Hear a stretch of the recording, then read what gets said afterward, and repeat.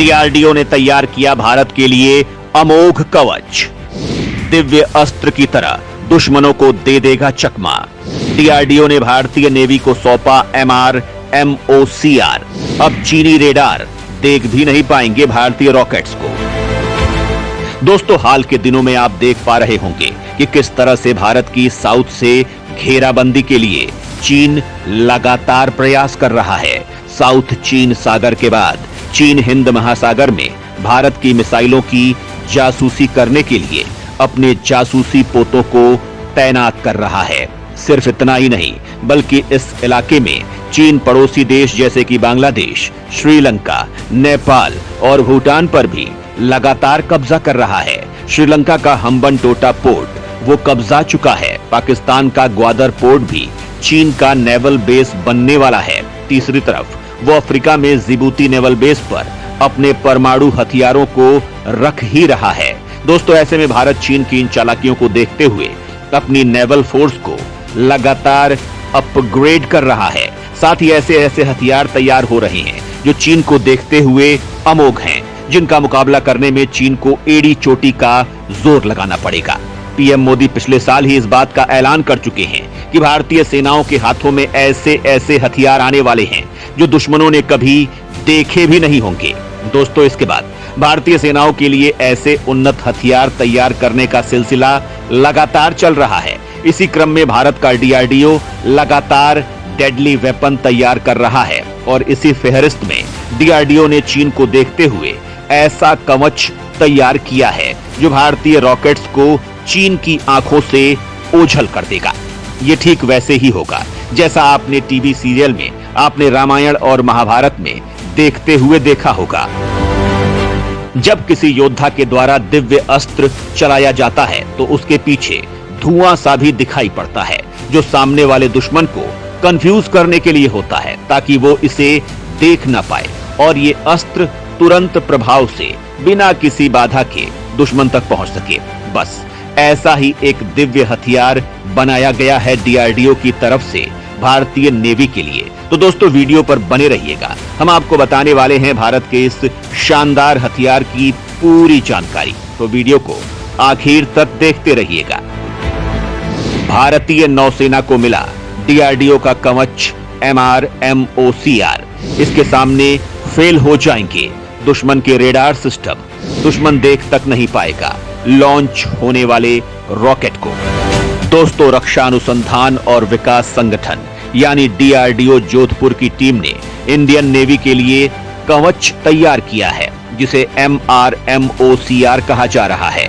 MRMOCR यानी microwave ऑब्सक्यूरेंट chef rocket.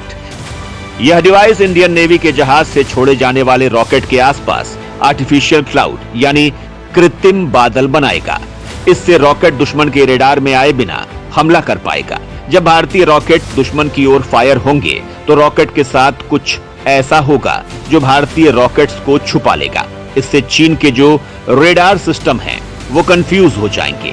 हालांकि आप कहेंगे कि बादलों की ओट में छिपे रॉकेट को क्या चीनी रेडार सिस्टम पकड़ नहीं लेगा? तो आपको बता दें कि भारत के वैज्ञानिकों ने जो माइक्रोवेव ऑब्सक्यूरेंट चेफ रॉकेट यानी जो RMOCR सिस्टम बनाया है उसमें उपयोग की गई विशेष तकनीक इसके चारों ओर माइक्रोवेव शील्ड बनाकर रेडार के संकेतों को अस्पष्ट कर देती है, जिससे खुद रेडार ही कंफ्यूज हो जाएगा। इस अमोघ सिस्टम को डीआरडीओ की रक्षा प्रयोगशाला जोधपुर में विकसित किया गया है। अब डीआरडीओ ने बुधवार को ही नई दिल्ली में माइक्रोवेव ऑब्सक्यूरेंट चेफ रॉकेट को भारतीय नौसेना को सौंप दिया है। इससे पहले जोधपुर डीआरडीओ यही चेफ रॉकेट एयरफोर्स के लिए भी बना चुका है। डीआरडीओ जोधपुर की ओर से तैयार की गई इस तकनीक को रक्षा मंत्री राजनाथ सिंह ने रक्षा के क्षेत्र में आत्मनिर्भरता की ओर एक कदम बताया है। आपको बता दें कि इस मध्यम दूरी के चेफ रॉकेट में कुछ माइक्रोन के व्यास और माइक्रोवेव इम्प्लांटेशन के साथ विशेष प्रकार के फाइबर का इस्तेमाल किया गया है। इस रॉकेट को दागे जाने पर यह पर्याप्त समय के लिए पर्याप्त क्षेत्र में फैले अंतरिक्ष में माइक्रोवेव क्लाउड बना देता है। ये एक कवच का काम करता है। इसके चलते रेडियो फ्रीक्वेंसी पकड़ने वाले रेडार से रॉकेट सुरक्षित निकल जाता है। पहले चरण के परीक्षण में यह डिवाइस नेवी के जहाजों से सफलतापूर्वक छोड़ा गया था। इस दौरान एमओसी आर्टिफिशियल क्लाउड बनाए और आसमान में रॉकेट के लिए कवच का काम किया था। दूसरे चरण में रेडार क्रॉस सेक्शन द्वारा हवाई लक्ष्य को 90% तक कम करने का परीक्षण किया गया। इसके बाद भारतीय नौसेना की ओर से इसे मंजूरी दे दी गई।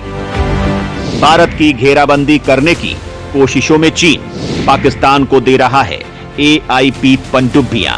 दोस्तों, इस इलाके में चीन भारत को घेरने के लिए लगातार नाकाम कोशिश कर रहा है। पहले तो चीन इस काम में अकेला ही था, लेकिन अब इस काम में उसने पाकिस्तान को भी शामिल कर लिया है और इसके लिए चीन ने पाकिस्तान को खतरनाक पनडुब्बियां भी देनी शुरू कर दी हैं।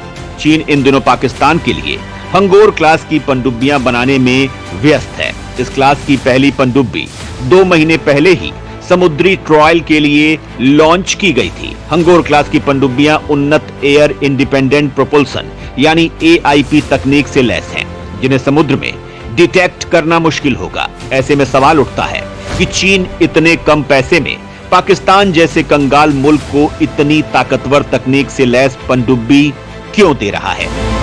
अब पता चला है कि दरअसल चीन के पाकिस्तान को हंगोर क्लास की पनडुब्बी देने का कारण हिंद महासागर और अरब सागर में शक्ति संतुलन बदलना है, जिसका लाभ बीजिंग को होगा। साथ ही इसका एक कारण भारत भी है। पाकिस्तान को इतनी खतरनाक पनडुब्बियां देने का मतलब है भारत पर चीन का दबाव बढ़ना। एयर इंडिपेंडेंट प्रोपल्शन तकनीक से लैस ये पनडुब्बियां पाकिस्तान को अपने कट्टर प्रतिद्वंदी भारत पर, जिसके पास यानी भारत के पास फिलहाल कोई भी स्टिल्थ पनडुब्बी नहीं है। AIP प्रणाली से लैस पनडुब्बियां लगभग शोर रहित होती हैं, जिससे वो परमाणु हमला करने वाली पनडुब्बियों की तुलना में अधिक स्टिल्थ होती हैं। अपने पुराने सहयोगी पाकिस्तान को स्टिल्थ पनडुब्बियों की आपूर्ति करने में चीन का मकसद हिंद महासागर पर प्रभुत्व हासिल करना है और इस काम में भारत को पीछे छोड़ना है। ऐसा इसलिए भी है क्योंकि चीन के साथ भारत का पुराना सीमा विवाद है। वहीं अमेरिका भी चीन के खिलाफ भारत को हथियारों से लैस कर रहा है। पाकिस्तानी नौसेना को स्टिल्थ पनडुब्बियों से लैस करके चीन पाकिस्तान और भारत के बीच तनाव को और बढ़ाना चाहता है, क्योंकि भारत ऑस्ट्रेलिया, जापान और अमेरिका जैसे क्वाड का हिस्सा है। इसलिए हिंद महासागर में प्रतिद्वंदिता तेज हो सकती है। हिंद महासागर में अपनी सामरिक मौजूदगी को बढ़ाकर चीन अपनी ऊर्जा आपूर्ति के लिए समुद्री मार्गों का भी विस्तार कर रहा है। चीन के तेल का 80% मलक्का जल डमरू मध्य से होकर गुजरता है। इंडोनेशिया और मलेशिया के बीच एक संकरा जल मार्ग जो हिंद महासागर के पूर्व में स्थित है। यही कारण है कि चीन इस महासागर पर कब्जा करना चाहता है, लेकिन भारत ऐसा होने नहीं दे रहा है। हालांकि इसको लेकर आपका क्या कुछ कहना है, कमेंट में लिखकर जरूर बताइएगा।